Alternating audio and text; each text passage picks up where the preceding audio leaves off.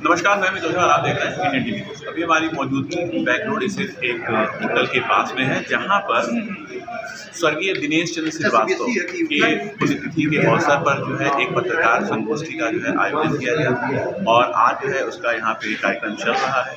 इस दौरान कार्यक्रम समापन के दौरान जो आपके गोरखपुर जर्नलिस्ट एसोसिएशन के अध्यक्ष हैं रत्नाकर सिंह, उन्होंने मीडिया से बात करते हुए क्या कहा, ये आप आगे की खबर में जरूर देखें।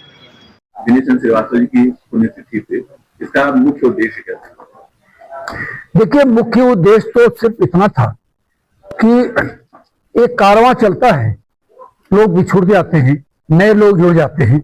एक समय आता है कि जब नए जुड़े हुए लोगों को ये पता नहीं होता है कि ये कारवां जब चला तो कौन कहाँ कब बिछुड़ गया।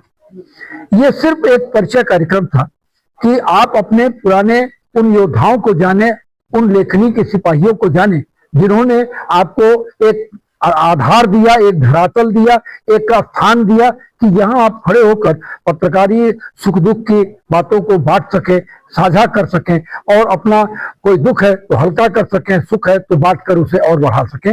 इसी क्रम में गोरखपुर जर्नलिस्ट एसोसिएशन की पूर्ववर्ती संस्था गोरखपुर पत्रकार परिषद के संस्थापक अध्यक्ष स्वर्गीय दिनेश चंद्र श्रीवास्तव जी की स्मृति में आज उनकी 38वीं पुण्यतिथि के अवसर पर एक उनको श्रद्धांजलि अर्पित की गई है और उनके व्यक्तित्व पर दिनेश चंद्र श्रीवास्तव एक पत्रकार और एक संगठनकर्ता, क्योंकि उन्होंने उस समय एक पत्रकारों के संगठन की सोच रखी थी जब गोरखपुर के पूरे मंडल में कहीं कोई भी पत्रकार संगठन नहीं था, तो उन्होंने रजिस्टर्ड और यहाँ के तमाम पत्रकारों को जो एक मंच पर आने के लिए बहुत उत्साहित नहीं थे, उनको जोड़ते हुए, तो ये उनके संगठनात्मक क्षमता का द्योतक था।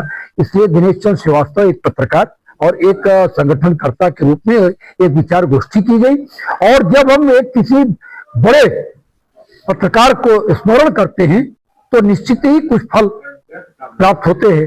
आज हमने उनके समकक्ष श्री जमीर अहमद पयाम साहब को, श्री सुशील वर्मा जी को और श्री सुजीत पांडे, जो तीनों ही समय के साथ पत्रकारिता के हस्ताक्षर रहे हैं, उनको सम्मानित लेखनी सम्मान के रूप में सम्मानित करते हुए इस कार्यक्रम का आयोजन किया था। आगे भविष्य में भी ऐसे कार्यक्रम आयोजित होते रहेंगे। देखिए, किसी के बारे में जानना हो तो उसके पूर्व के समय को ध्यान देना चाहिए।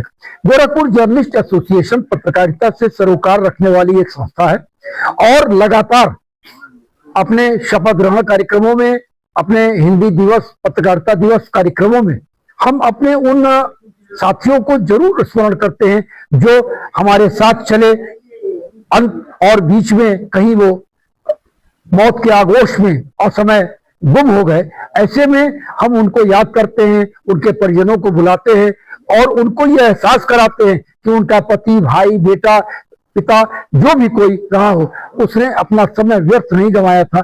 आज गोरखपुर की पत्रकारिता उनको स्मरण करती है, तो ऐसा करके हम उनमें भी आत्मबल देते हैं और उनके जरिए स्वयं में भी आत्मबल लेते हैं। यह क्रम गोरखपुर जर्नलिस्ट एसोसिएशन के बैनर तले लगातार जारी रहेगा। सर, आज कुछ वरिष्ठ पत्रकारों को सम्मानित किया गया जी, कौन कौन? देखिए, इसमें सबसे वरिष्ठ पत्रकार श्री जमीर अहमद पयाम साहब, जिनका लगभग 55 वर्ष का पत्रकारी सफर रहा है।